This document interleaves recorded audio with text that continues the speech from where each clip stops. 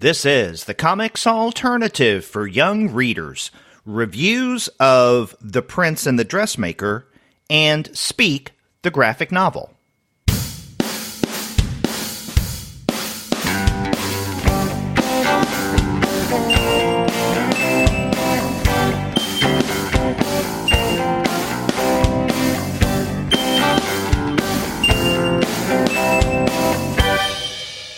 Hello, and welcome to another episode of the Comics Alternative. I'm Gwen. And I'm Paul, and we're two academics and educators talking about comics for young readers. Well, on today's episode of the Comics Alternative for Young Readers, we discuss two significant graphic novels. The first is The Prince and the Dressmaker by Jen Wang from First Second Books. It's a tale of the creative and talented dressmaker Frances and the new friend who hires her to make the most gorgeous dresses for nights out on the town, a new friend who takes on the name and the persona of Lady Crystalia, the splash of the Paris fashion scene, but is in actuality Prince Sebastian, whose parents, the king and queen, are busily looking for a fitting bride for the future king. Oh, can't wait to talk about The Prince and the Dressmaker. And we're really excited to dive deep into Speak, a graphic novel that adapts the young adult novel by Laurie Halse Anderson, written by Anderson and illustrated by Emily Carroll from Farrar, Giroux, and Straus. Speak, both the novel and this graphic adaptation tell the story of Melinda, a high school student who has stopped speaking after a traumatic experience, and being outcast by her peers compels her to express herself in the art that she begins to create as Melinda moves beyond victim to survivor. Some of the subject matter of this powerful and important text can be difficult, so we want parents and younger kids to be aware of that as we get ready to talk about it. Right, and before we start today's show, though, we want to remind everyone that our program is sponsored by Discount Comic Book Service. Head over to dcbservice.com for all of your comics pre-ordering needs. Every week, DCBS has DC, Marvel, Image, and Dark Horse titles for 40% off, and many other publishers' comics regularly run between 20 and 35% off the list price. In fact, DCBS has specials that run 45 to 50% off the cover price. I know, clutch your pearls, folks. And often, the discounts are more impressive than that. So head over to DCBservice.com or their sister site, In Stock Trades, for all of your comics needs. That's right. When you go to dcbservice.com, one of the ways that you can save big is that you can take advantage of the awesome bundles that DCB Service has. For example, they have a DC Kids bundle that features good old Scooby-Doo Where Are You 92 and a Scooby-Doo Team Up number. I lost the number. But I think it's definitely more than number 3, I think. It's like 3,000 at this point. That's right. It's like Action Comics. It's way up there. Along with Teen Titans Go number 27, 3 great kids comics for just $4.47. Or they have specials like the new IDW Sonic the Hedgehog number 1. Gwen, I noticed that you pointed that out in the previous episode. And that's at $1.99, which is half off the cover price. You're going to find Marvel, Valiant, other DC bundles, all kinds of comics goodness for the adult comics fan and the kid comics fans. And you can find all that at Discount Comic Book Service. That's right, and when you do order from dcbservice.com, be sure to tell them that Paul and Gwen sent you. Please let them know. Well, Gwen, it's really it's not lost on me how fun and what a privilege it is to talk about graphic novels with you, and I'm excited today to look at these two titles that we have before us. Apologies, we did miss January, a lot going on in our lives, but glad to be back with you, glad to be talking comics. How are you doing? I'm doing well, and I think that we ought to dub this particular edition the early morning edition of the Young Readers Show.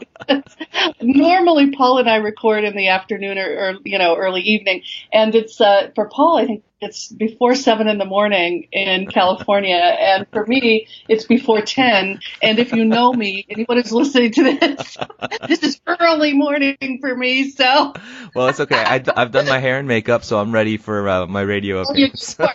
You're close, aren't you? Okay. Well, it is great, but we really have two amazing books to talk about today, Paul. Yeah. I mean, they're very different in many ways in terms of mood and even visuals, but That's right. both of them deal with a protagonist who has to overcome odds, and some of those involve how that protagonist is perceived by others, right? And how the protagonist deals with other people's perceptions. So there is a sort of link between them. That's right. But again, very different in terms of visuals, in terms of discourse and everything, but they're both really fascinating. So I guess we should just dive on in.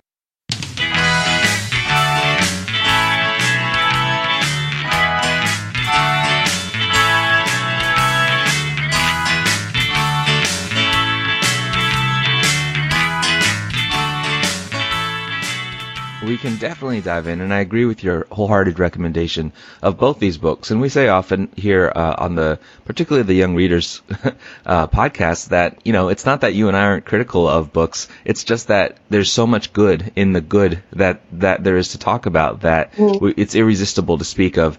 And I think to get beyond these being good comics, but being but discussing how and why they accomplish what they do. So I'm excited to do that. And we start with The Prince and the Dressmaker by Jen Wang from First Second. And speaking of fashion, speaking of hair and the right clothes for the situation, man, what a beautiful book.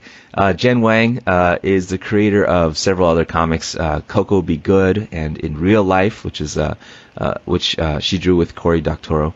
And also a webcomic called The White Snake on jenwang.net. It's also contributed to Adventure Time and the Flight anthologies. She's an Asian American creator from Southern California, a co-founder of Comics Arts LA.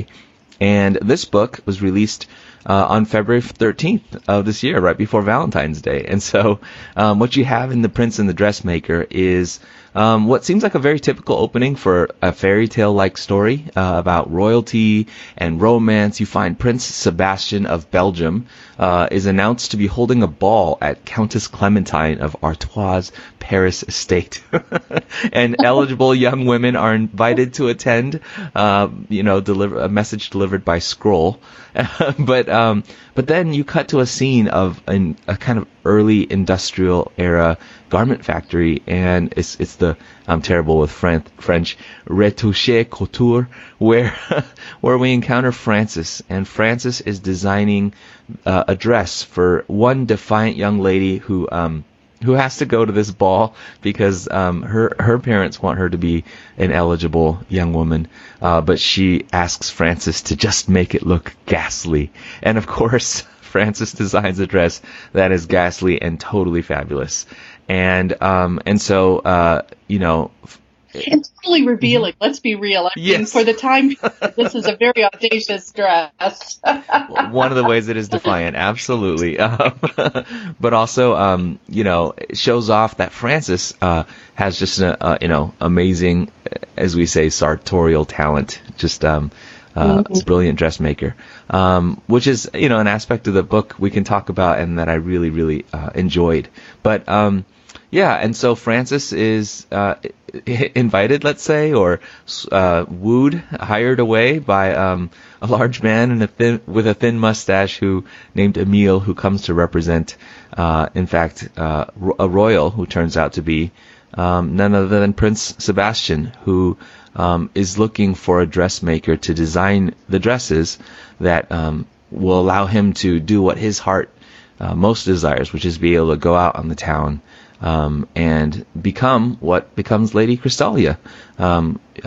She is the the sort of the fashion. What I don't know what you call the hippest person on the block, but makes a lot of noise on the fashion scene as Lady Crystalia Sebastian does. And so their friendship brews, and the story goes from there. I, as we've been saying, loved this book. But Gwen, I'm curious about your take about the story and really what it, why it's so much fun and what it accomplishes. I love the way that Wang sets the time period, and in terms of obviously we're going to foreground that, but the background in this text are gorgeous to look at. I would equate this to some of the work that Tony Cliff does on his Delilah series, where the story is enthralling and you're moving through it quickly, but you just can't help but to gaze at the backgrounds or the backdrops of the scenes. And yes. in fact, although I will say that while I love all of that, I almost wish that Wang had not made the place name so specific, because actually some of this sort of goes against some of the historical realities of the time, but it's okay because you just have to suspend a little disbelief. And I think the intended audience for this text isn't going to be too fussy about those things. But I think that one of the things I appreciated the most about the text was its frank dealing with Sebastian's desire to wear women's clothing and to break through some of those gender norms that clearly drive the society he lives in. One of the scenes that really struck me towards the beginning of the text is when his father, who was a sportsman and a hunter and is into any kind of racing or sportsing, sort of takes the family to a racetrack, and you can just see how uninterested Sebastian is in this and how, he feels that he has to play a role, a multiple layered role, as his parents desperately try to marry him off and therefore secure the continuance of the monarchy. And there's a very central scene in this text that shows the way that society is changing, and did indeed change at the turn of the last century, and that is the way that the mercantile class began to make irrelevant the monarchy. In a social political way. And I don't really want to give away too much about the specifics of that, but it's handled directly. There's a character specifically talks about it in terms that are very straightforward. So any child or young reader, picking this up and going through it will probably take something away from that moment, especially since it takes place in the middle of what is going to be the first major department store. Right. In Europe. And so that to me was actually, aside from the fairy tale, the romance that does occur in this text, the beautiful clothes and everything, that moment was really stunning to me. Right. Yeah. Yeah, absolutely. Yeah, I love that, I think part of what you're bringing up, not to, again, I agree with you. We don't want to reveal any spoilers that are too deep here, but I love that the amount of detail that is employed in making the settings and the and the costume design, which is so central to the story, is employed not just to make a sort of fantasy or fairy tale kind of story, but really to establish that all these wonderful textiles come from somewhere. All these fabrics and all this ornate architecture is part of establishing a kind of society that's full of expectations, and it's freeing in some ways. The aesthetics are allow for people to garb themselves in beauty, but there's also a kind of cost and a kind of stricture to that kind of society that is inlaid right there with all of the wonderfully designed stuff. And so it's purposeful too in terms of being a reflection of the times and the possibilities and the constraints of the society at the time. Right. Now, for my purist friends, especially the 8 to 12-year-olds who may be listening, if you're looking for Henry James-esque dialogue here, you're not going to find it. True. That's there right. were some moments when the characters were speaking in a way that was definitely contemporary, and I think that that's good because really that's what the audience is as well. I mean, these are young readers who are probably not going to be as excited about a story that doesn't include more modern discourse patterns. Right. But it is a jarring for the older reader, I think, but then the characters speaking in ways that probably at the time this is set in, they would not speak. But that's okay. I mean, again, it wasn't anything that ruffled my feathers. I mention it simply because I'm sure that Wang herself thought a lot about how to best, both set her story so that she could emphasize the problems with hierarchies while also making it relevant to young readers. I will also say, though, and this is something that I really, really appreciate about this text, is that there are whole passages, page after page, that are wordless. Yeah. And, Wang is really a master. I'm thinking about,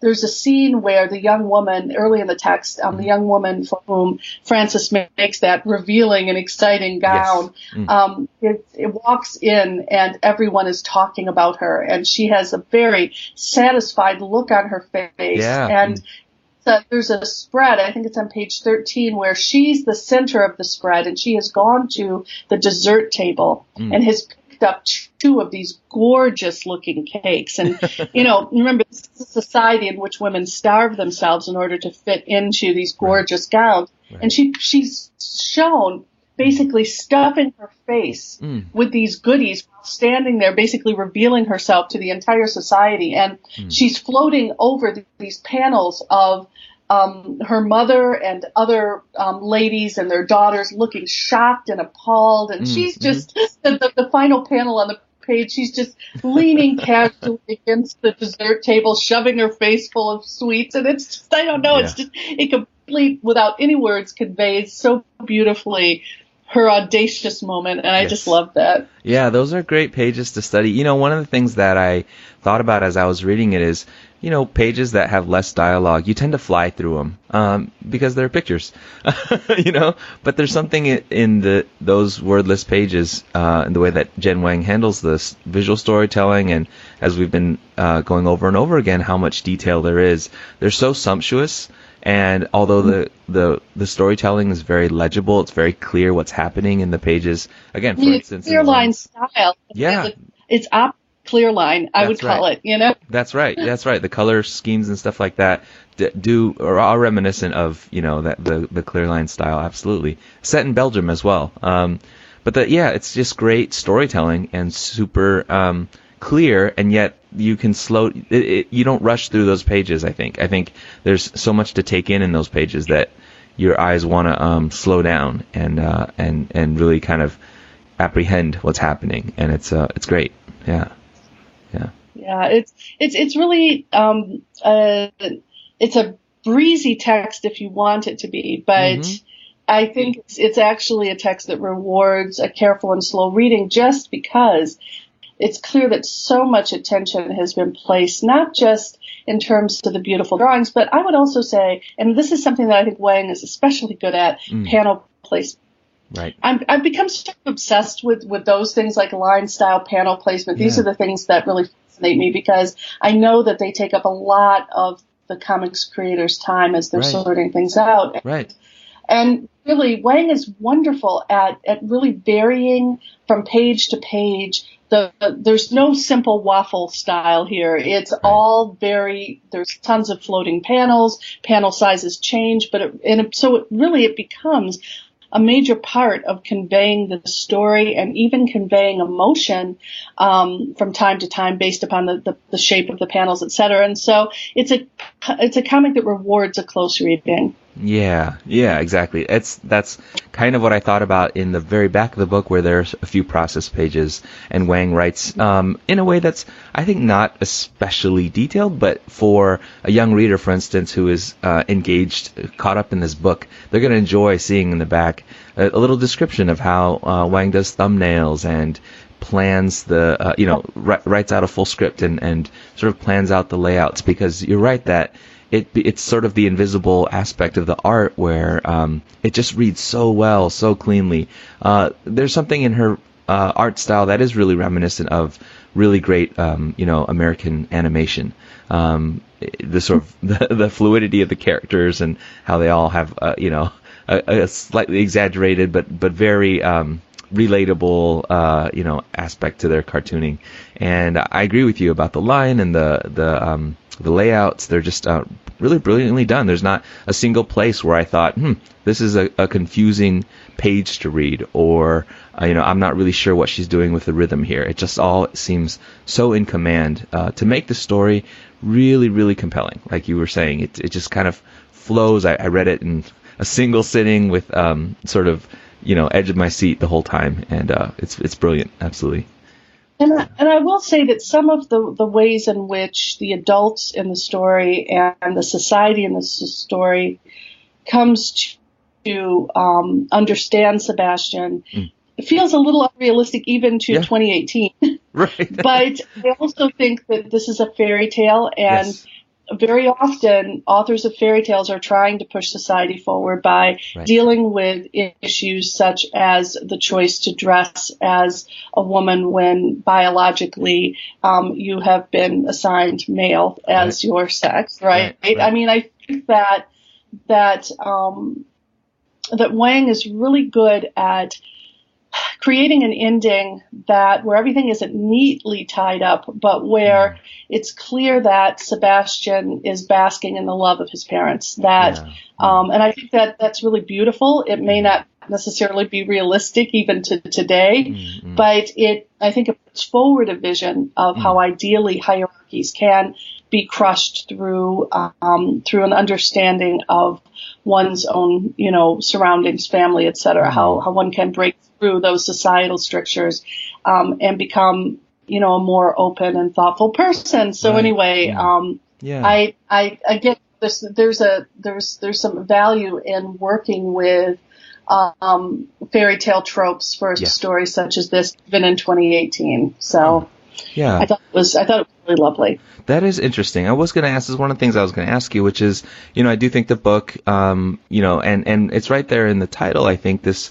intention to think about non-binary identity portrayed in what's actually, a pretty traditional kind of story, right? A pretty traditional narrative situation and genre and stuff like that. And I was curious what you thought about how well it did that, or why the story, felt so right that way. How do stories kind of enable us to imagine and think about gender in a different way when they're also embedded in a kind of traditional and in some senses familiar, although not poorly done at all, not trite at all, but familiar genre tropes. I thought the character of Emile was really central to this discussion. Emile is one of the servants in the prince's household, and he is the one who not only understands the prince, but helps him to hire Francis to make these garments, and from the beginning to the end is simply supportive of the prince as who he is. And, having an adult authority figure in the text from the very beginning, be a supportive figure for the prince, be understanding of the prince, when even his parents are not, I thought was very powerful, and it suggests something that becomes very central in Laurie Halse Anderson's Speak, which is young people need, it does really take a village. Young people need support outside their families sometimes in order to understand who they are and what feels right to them and true to them. And I thought that Emile was a really significant part of the story, and though he doesn't have a lot of dialogue, his sympathy, his caring, comes throughout the text in the person of someone whom you might not think would hold those open ideas and feelings. He appears from the surface to be a big sort of bodyguard lug, right? And gruff and tough, and you get the idea that really he's been put on staff so that if anybody tries to attack the family, he's going to be there to sort of, take the bullet for the prince or whatever. And he's a very calm, understanding presence, and really a very beautiful character,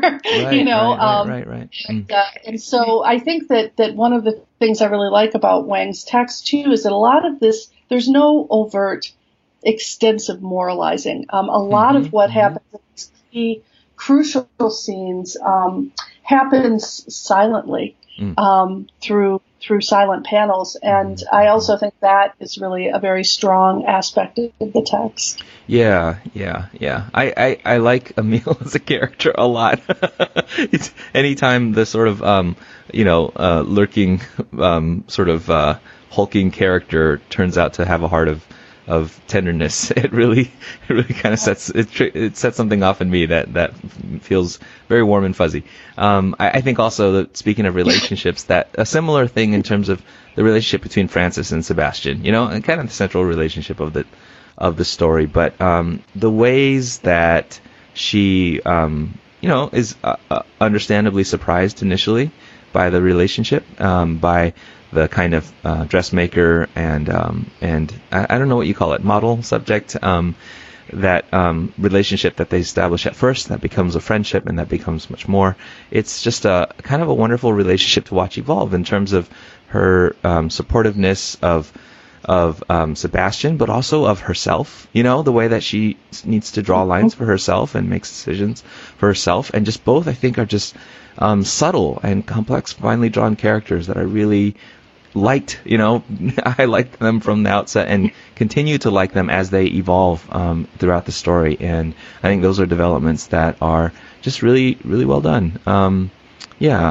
I think that, one of the things that it made me wonder about that relationship, as well as Emile, for instance, and also what ultimately happens is, I think that I agree with you that there's probably a sense, definitely in the language, but maybe also in the things that happen and sort of how much space society does allow for this kind of non-conforming. I don't want to give away too much of the story, but non-gender conforming, experience. But I do wonder a little bit if some of our view of history is sometimes tinged by the more restrictive parts of it, and if there's this wonderful effect when you meet people who are non-gender conforming or non-binary in some sense, where they're the obvious and undeniable fact of their humanity makes you go, oh, well, I think I have to second guess the sort of really rigid and sometimes very, cruel ways that we talk about and think about people who are just don't conform easily to those categories. And I don't know if, France, Paris in the late 19th century or something like that, I feel like there are moments in history where, at least in pockets and places where people were more flexible than we think that they were, because certain histories are not talked about, they're suppressed or whatever. Yeah. And so I do wonder a little bit about the realism or the unrealisticness of that kind of response to somebody like Sebastian. So, Paul, one thing I did want to mention was the focus on economics in this text, and the fact that Wang puts forward an idea that one of the things that opens up the door for people to experiment and to push past social structure is capitalism.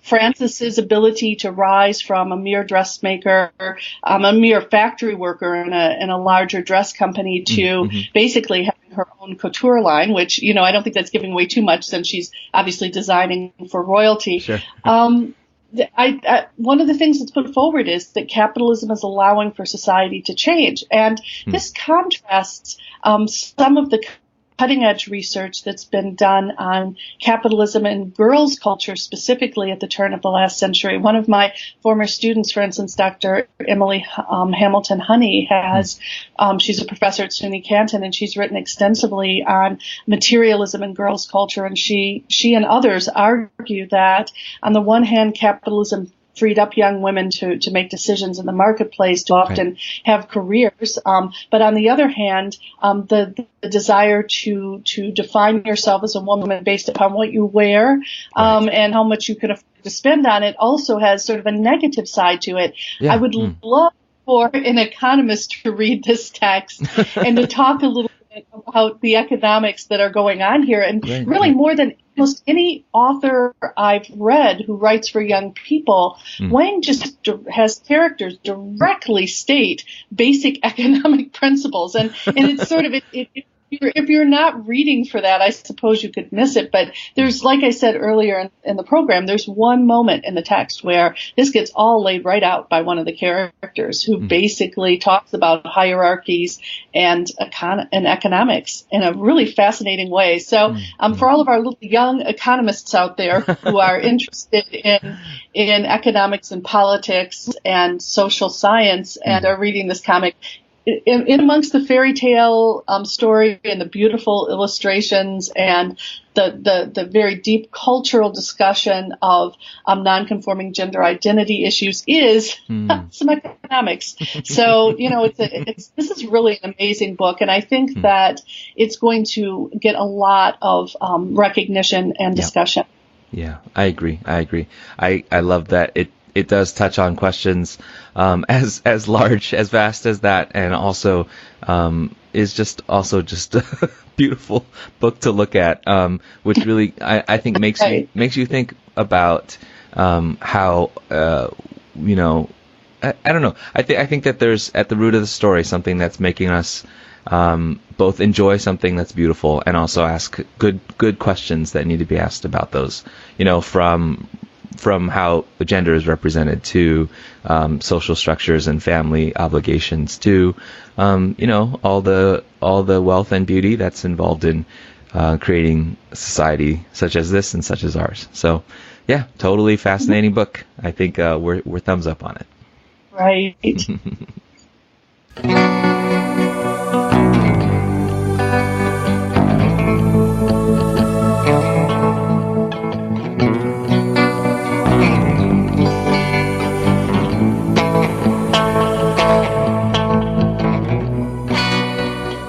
Well, Paul, we're going to change gears in every way now.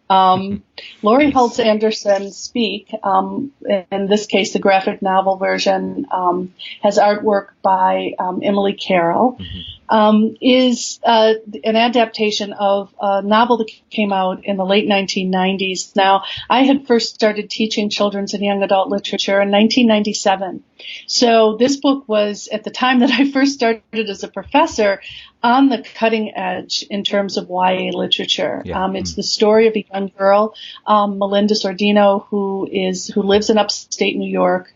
She's an only child. Her parents are both very dedicated to their careers, and there's a chill that has entered into their marriage and has a resounding impact on Melinda as well, and her attitudes about herself and about her family structure. And the text chronicles what happens after Melinda attends a senior party just before her freshman year of high school, and I think we basically can just go ahead and state it because it's right on the cover. Right. She's the victim of and her response to it, the response of her peers to her behavior after it, really form the crux of the story. Yeah. Now, when it came out, I taught this text as an example initially of cutting-edge YA literature, and I would contrast it with some of the earlier texts in YA, such as Judy Blume's Forever, which also deals in a very somewhat different way with a young woman's first sexual experience. And very often I would teach those texts in a pairing, and students would be asked to consider what had changed over a period of 25 years, what had not changed in terms of those two texts. Today, if I teach Speak, I'm teaching it as an example of, for my students in 2018, ye olde YA lit text, because for them, this text is now, 20 years old. Yeah, right. And in fact, as fate would have it, I did put it on the syllabus for the first time in years this semester. So I just completed teaching the text-only version to my students in a YA lit course, and they had a response that's relatively typical, I think, today to the text. On the one hand, they felt that the subject matter was still extremely germane. I mean, we're right in the middle of the Me Too movement, and that shows you how little things have changed since the late 1990s. And so the students felt it was very relevant. But one of the things that they picked up on was some of the dialogue and Melinda's musing seemed a little over the top to them, and as if she may be a little self-obsessed. And, that can happen with first-person narration. But it was interesting to hear students compare that text to a more contemporary text that I'm now teaching, that I taught right after it, called Gabby, a Girl in Pieces by Isabel Quintero, which is much more contemporary and deals with things in a somewhat more contemporary way. I want to mention that from the perspective, sort of the way that this text has undergone a number of different interpretations over the years, because I was really then, opening up the graphic novel version and wondering, okay, how has this text perhaps been brought into the 21st century? Sure, right. in ways that might make a young readership more comfortable with it. And it's fascinating because right at the beginning of the text, we are introduced to an author's note. Right. And Anderson writes, I wrote the original Speak in the late 1990s, before the internet, before cell phones, and before the awesome phenomenon of graphic novels. I wrote it to deal with the depression and anxiety that had shadowed me since I was raped when I was 13 years old. Yeah. I never dreamed the book would be published. I couldn't imagine that people would want to read it or share it with friends or teach it or turn it into a movie, which, by the way, it has been. Right. But here we are, because life can be bewilderingly wonderful sometimes. And, it's really heartening to see that she herself realizes some of these changes, and those changes are worked into this text. Yeah. And I will say that as with The Prince and the Dressmaker, Speak involves a lot of wordless segments, especially as Melinda becomes the sort of object of anger and derision by her classmates. Many of those segments are put forward wordlessly. Right. And I think that in some ways this version helps to bring this text into the 21st century by moving away from a lot of the first person woe is me that can sometimes, over time seem a little bit frustrating. And really it takes that away, and this becomes a text that is visually stunning in its own right, but I think also brings the text forward in a way that would make it a situation where I would teach this from now on. Rather than a text-only narrative, or I might teach them together if I wanted students to do a comparison. And by the way, I'm not necessarily alone in that critique of late 1990s lit. I mean, in other words, I first of all want to say Anderson was not unique, and in fact, at the time, her text was somewhat revolutionary. So I don't want to denigrate it, but it doesn't.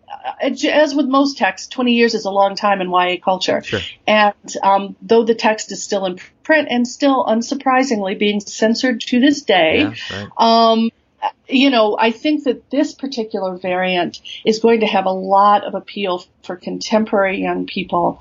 And it has been updated in a way to show how social media can also work to alienate young people. So overall, as someone who for years has on and off taught and read scholarship on, and actually I've written a little bit on Speak myself, I'm really happy to see that this version really does a good job of addressing the key issues about isolation, shame, fear, self-loathing, anxiety that young people often go through. It does it in a really sensitive way. But I've got to tell you, Emily Carroll adds a lot to this text. She is so, just like Jen Wang, she is so very talented, and I think I'd be interested to see if there are ways that you would want to point out that maybe Carol's presence here as an artist really adds to the text.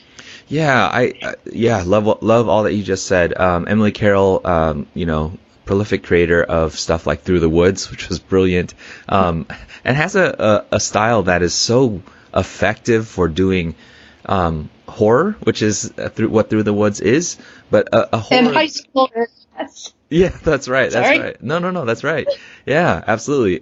Yeah, horror that's not like built on a bunch of sort of trashy, scary images, but like genuinely things that are terrifying and, an impressionistic style. She's able to draw just scenes of teenagers sitting around talking that are, even potentially fun and appealing, except that, it's all tinged with all of the nightmarish, struggle that the characters are going through. And that's just so remarkably effective. I mean, I'm not sure how they came together or how the choice or the connection between Carroll and Anderson was made, but it was a perfect one. I think it was a very, very savvy one.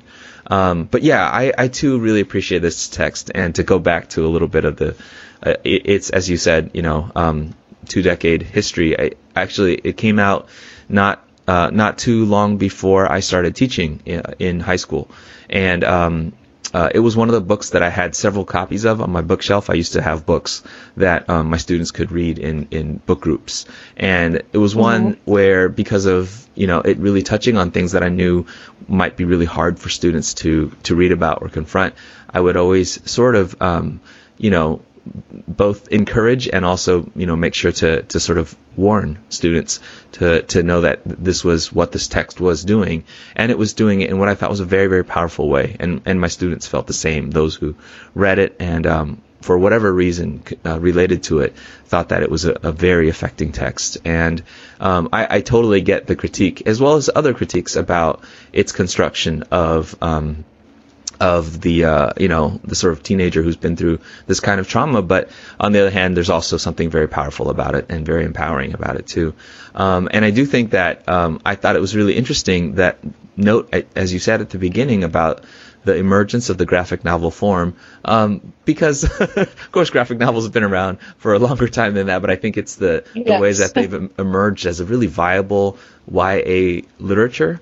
And not only available for kids to read, which is, of course, what our podcast is all about, but also just becoming the source of very, very powerful stories and a way to combine visual art and storytelling, and prose that I think is, fits perfectly with the character, with our protagonist, and how she comes to be able to sort of speak through her art, and in speaking, finding what she has to say and what she needs to say. And so that's, I think, all really powerful in terms of the emergence of the survivor who comes through the kinds of trauma that she experiences in this book. So it's a story that was waiting, in a sense, for a graphic novel adaptation. And I think there's things about it being a graphic novel that are very, very powerful as well. As you said, Carroll's art and its ability to sort of give us that haunting sense of things, but also because I think, I never saw the movie, but I imagine that if this is the kind of story that you need, it's hard to picture a movie. There's something about it being, the way that she turns to art, and that is represented through art, that is really wonderful, really powerful. But also, there's this thing about it being a book where you turn the pages at your pace and you move through the encounters, as much as you can be surprised, you move through the encounters at your speed. And I think that's really important for people confronting, as we confront things that are hard, like rape, and like the kind of, alienation and even bullying and broken relationships that she deals with. I think being able to read at the rate and to process it all in the time that you need to is also really powerful, and something that kind of movies don't allow you to do. Well, actually, Paul, the movie version starred Kristen Stewart of Twilight fame. Right. Okay. And I mentioned that because it was her breakthrough role. And at the time that the movie came out, I thought, I didn't know her. I had not really watched her previous movies, but she was extremely well suited to play this character.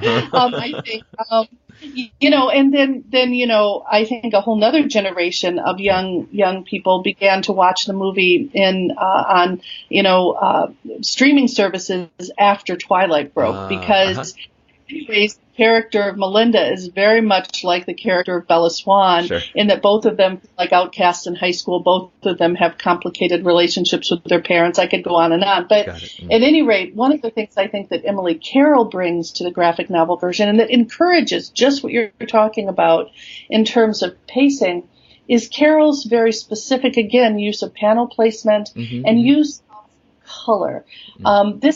We've moved from what feels much more like a traditional clear line text, which by the way, now that I think about it, really adds the European feel of the Prince and the Dressmaker. We've moved into what is much more a sort of gritty realism. I'm looking at a particular page early in the text where Melinda is introducing readers to her ex-best friend, Rachel Bruin. And this is a page that is shaded very carefully. There's a backdrop panel where Melinda is shown at the bottom of the page facing Rachel and two other girls who are clickily talking to each other. And Melinda is thinking about how she really wants to share her secret with Rachel. And she says, if there's anyone in the galaxy I'm dying to tell what really happened, it's Rachel. And the words stand between Melinda and Rachel as they look at each other as sort of representative of the barrier that has grown up between them. But in the panels at the top of the page that float over that shading, Carroll uses shadow and light so beautifully to show Rachel as the center of attention. She's the popular freshman. Her, the sun literally shines on her face, if you will. Melinda is sort of hiding over there in the shadows, and it's that combination of shading and a gray tone palette with the placement of text between Melinda and the popular girls that evokes much of Melinda's isolation as the words do. And, I guess that we probably should explain to listeners who are not at all familiar with this text that the storyline focuses on a young woman who has gone to this party, Melinda, and with her friend Rachel and others. She's had too much to drink, and she wanders off and is sexually assaulted by a senior. And she in her panic, she runs into the house where the party is being held, calls the police, and as a result of that call, doesn't tell them what's happened. She just calls them sort of in a sort of hysterical way and then runs away. A lot of the other kids are arrested. Some of the kids lose their jobs, and Melinda herself becomes a social pariah as she begins high school. So, they think she's snitched on the party, so to speak. But I think that it's a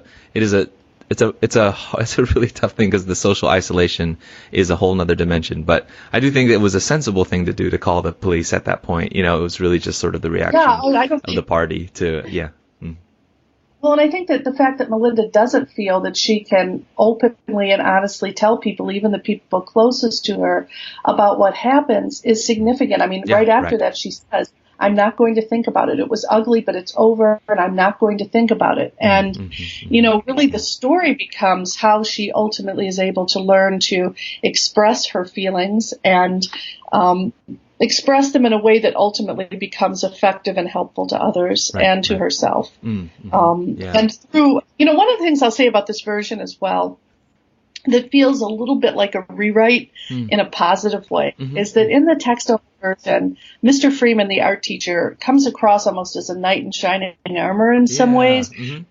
And I always sort of felt like, wow, there's the sort of adult as savior, Whereas in this text, that is diminished. Yes. Not entirely. I mean, he still is viewed as a facilitator of helping Melinda understand how art can serve as a really powerful means of self-expression. Yeah. But it's really, you feel much more in this version, the way that Carroll emphasizes aspects of Melinda's growth, that it's really through a lot of things, including some of the helpful people who are in art class with Melinda, that Melinda comes to these realizations. It sounds like you feel that way too. Oh, absolutely. And I love that that art teacher's character was not downplayed, but he sort of is lost in his own business to some extent. He's kind of dealing with his own issues. And I appreciated that about the story, because it just, I think, for the room for the agency and the subjectivity of Melinda herself, and as you said, those other friends to be part, and yet the teacher obviously is an important part as well of her emergence or sort of her reconciliation or whatever. I actually really liked that change in the story quite a lot. Yeah, and it shows the change in children's and YA literature in general over the last 20 or 25 years, where adults are, the adult viewpoint is sometimes put to the side or hidden even beneath as a sort of subtext. And very often young people are shown to sort things out for themselves and amongst themselves. And, one of the key characters in this text becomes one of Melinda's fellow art students who takes an interest in her, sees her potential, and really becomes something of an ally. Right. And I thought that was very powerful. I will also say that unlike the text, the text-only narrative, which comes across as a very white-centered text, here Carroll has chosen to make the school much more diverse in multiple ways. And visually, I think that it both feels to me much more realistic to my own high school experience, but also I think takes away some of the critique that this text had started to develop a bit about it being sort of, white people problems. And I appreciated the sort of contemporary feel to this text in other ways too. All in all, I mean, it's always interesting when we think about adaptation, and one of my good friends and colleagues, Dr. Megan Musin, writes about this amplification that often occurs in binary structures from a source text to its adaptation, where the ideology becomes much more pronounced. And actually, this is one of the adaptations where I feel like in fact, if anything, they become less pronounced, and there's much more of a gray area in this text. And, I feel that this is probably in my opinion, one of the better adaptations of a source text that I've seen. Yeah, I actually completely agree, and I don't know how much what the scripting or the collaborative process was like between Laurie Halse Anderson and Emily Carroll, but I do see a lot of Emily Carroll in this text, and I think that's a lot of not to undercredit the all that Anderson brings to it, but I do see a lot of Emily Carroll in the as you were saying, the sort of creative panel layouts or artistic expression that's there, and also I imagine a lot of the decisions and choices that update the text, and so I feel like it's like a genuine adaptation. It's not sort of just a rote let's take the story on the page and turn it into comics, but there's actually something very new that's being done here, and again, not only sort of updates the text, but I think so appropriate to the resources that Melinda comes to find to deal with. Reading this just made me think. I liked when I read Speak. It was quite a while ago, so I don't know how well I remember it. But the sense of a narrative voice of somebody working through what we now talk about as adverse childhood experiences, the multiple layering of kinds of trauma, of experiences, obviously like rape, but also of, your families and conflicts and being alienated and treated unkindly by peers. That kind of multiple sets of experiences and what it's like to go through that. I loved that the prose in many ways gave words to that kind of the narration of experience. But I also think that this, the kind of as you were saying, the interesting layouts that convey so much emotion with a combination of words and black and gray and white and sort of visual symbolism. Emily Carroll does that so well, and I think it's so powerful and relatable for readers that the theme and the story of art being a means of expression to emerge from the silence that you feel, pressed into, it just really comes alive in being a graphic novel. And so I can picture this being a text that people read, that young people can read, and it's powerful for them in terms of their own figuring out how to speak, and it being an inspiration of how becoming an artist and becoming a storyteller through visual media like this can have something that's therapeutic and even freeing, liberatory in many ways. So I loved it as an adaptation. I think it's really significant as an adaptation because of its thematic connection to what the book is talking about.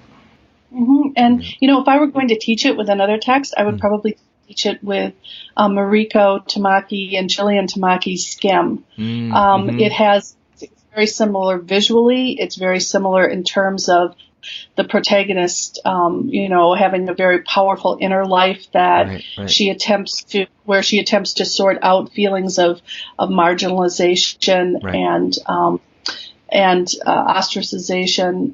And in a way, it even has the same style. I'm looking at one of the pages towards the end of the text where Melinda and her friend from art class are talking about Andy Evans, the young man in the text who has raped Melinda. And Melinda, they're having this discussion in front of the hand dryer in the girls' bathroom, which if you have any experience, in high school, you'll know that that's like the girls' bathroom and the boys' bathroom. These are places where a lot of the truth about the sort of culture of high school emerges. And they're standing having this conversation in front of all of this graffiti. Right. Which goes from everything from little hearts and pictures of kittens to Syracuse sucks, S-U-X with 3 exclamation marks, I hate this place and tiny scroll, etc. And they're having this whole the speech bubbles are sort of laid over this graffiti, and it just evokes that sense of the sort of sometimes very slimy underbelly behind the cheerful yearbook photos and school brochures, that try to put forward high school as a perfectly pristine place where young people, develop wonderful values and move off to successful futures.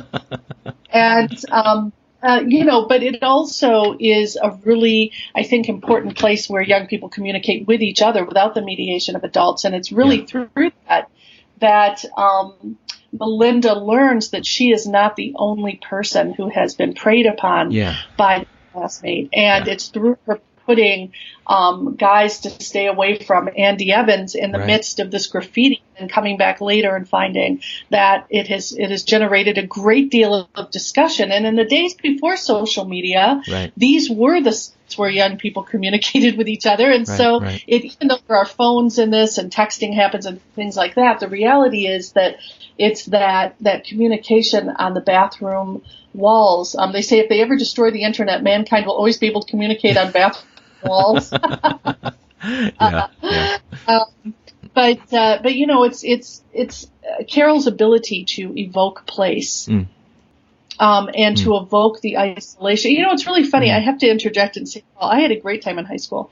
I really did. I went to a wonderful high school that I chose to go to. I left the high school I was supposed to go to in Flint, called at the time Flint Central. It no longer exists, and neither does my own high school. Nothing exists in Flint anymore, but except for 2 high schools. But back then there were 8 or 9 high schools in Flint, and Flint Central was the top high school. But I experienced just the incredible power of, at the time, and this was in the late 1970s, early 1980s, of incredible racist behavior. Many of my white classmates and I was sort of profiled as being anti-racist, and therefore had a lot of trouble, and actually chose to go to a high school on the north side of town that was predominantly African American. And so I had a wonderful high school experience with wonderful peers, and a basic absence of that kind of awful discrimination, et cetera. And by the way, I had a lot of nice friends in high school too. If you're listening, you all rock. But junior high, but I had the ability, because Flint had started a magnet school program,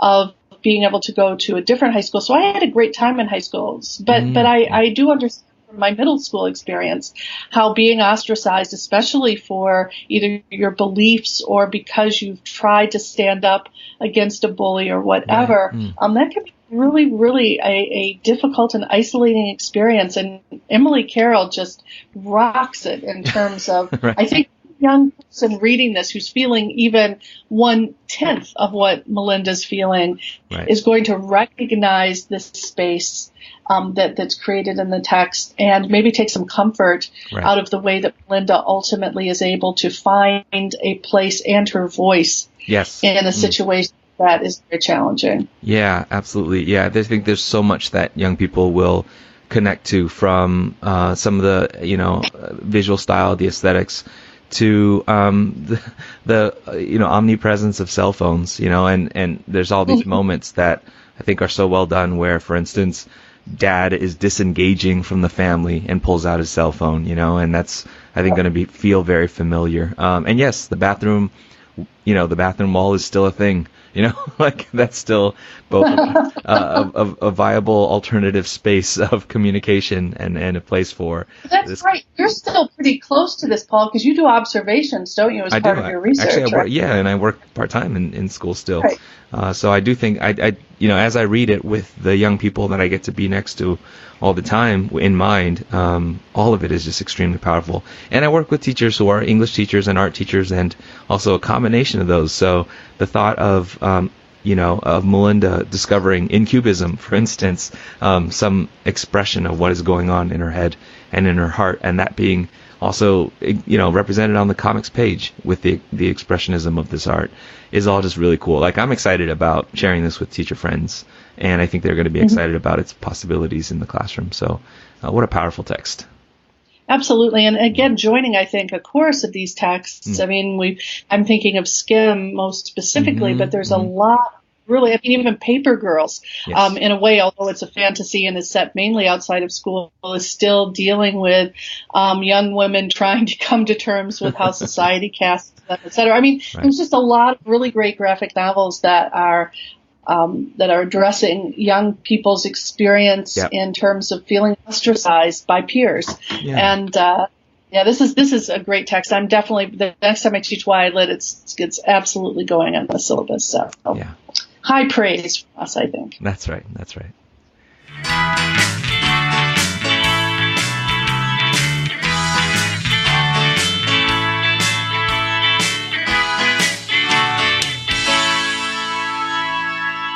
Well, Gwen, it is always kind of a thrill to talk about great comics with you, because I think you have so much insight, understanding about how these work with young readers, as well as with educators and with folks who read with young readers.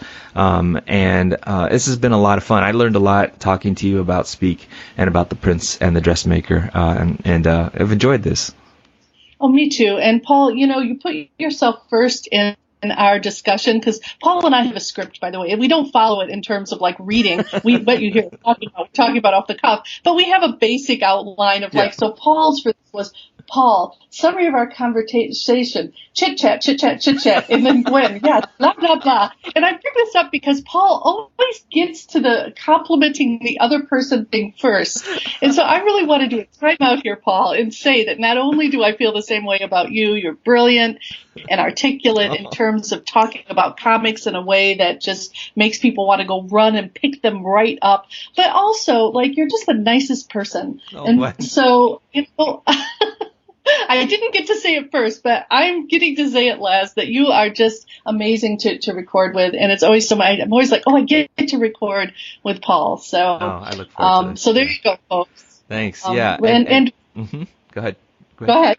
No, I was just going to say, you mentioned at the top of the show, it's early morning, and so it is an early morning for me. I notice my brain is still warming up a little bit, so thanks for listeners' indulgence as I figured my way around words slowly this morning. But two books I think we talked about today, definitely worthy of our consideration and time. There's, I think, a lot more we could have said about it, but no one I'd rather do this with than you, Gwen. So absolutely. And the other thing I'll say is I have a feeling both of these books are going to be recognized with awards. I would be highly surprised if, or at least with a great deal of press, which is good because they'll get them into the hands of kids where they belong. So that's super important. And if you do pick up these comics at DCB Service, also take into consideration their sister company, In Stock Trades. At both of those sites, you'll find lots of amazing comics priced at 30% off. And after you do get your comics there, get in touch with us and let us know what you think of these books. You can contact us by going to our website at comicsalternative.com, and there you're going to find in the banner SpeakPipe, where you can record a message from the comfort of your own laptop or iPhone or iPad or tablet, or you can call us the old school way through the telephone at 415-3-COMICS. That's 415-326-6427. Yeah, we'd love to hear from you. You can also contact us by email at 2guys@comicsalternative.com or individually at Gwen@comicsalternative.com for Gwen and Paul@comicsalternative.com for me. We're also all over social media. You can find us on Twitter at 2guyswithphds, the number 2, guys with PhDs. And also you can find Comics Alternative on Facebook, on Tumblr, Instagram, Google+, Goodreads, Pinterest, and also our new Slack channel. Subscribe to the podcast with Apple Podcasts, Stitcher, Spotify, Google Play, TuneIn, iHeartRadio, or we're also on YouTube. Comments and ratings and reviews would be much welcomed. You can also support us on Patreon, where you can search out the Comics Alternative. And as always, you can always find all of our episodes and our reviews and interviews and all of our wide-ranging comics coverage at comicsalternative.com. So even the youngest among us would find one of those medium platforms to be able to get in touch with us, or use all 10 or 12 of them. Right. Well, anyway, it's been great talking to you today, Paul, and looking forward to next month's comic show already. That's right. We'll see you next month.